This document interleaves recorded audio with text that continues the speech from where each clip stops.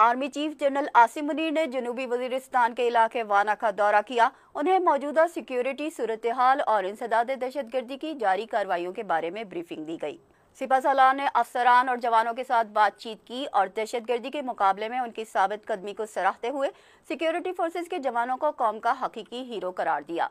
उन्होंने कहा कि कौम को दहशतगर्दी से नबर्द आजमान जवानों पर फख्र है। शहदा पाकिस्तान का फख्र हैं और उनकी कुर्बानियों को कभी फरामोश नहीं किया जाएगा।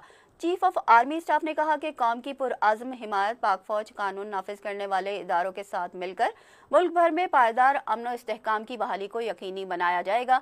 उन्होंने कहा कि दहशतगर्दी और इंतहा पसंदी और उसकी तमाम शक्लों को ख़त्म किया जाएगा।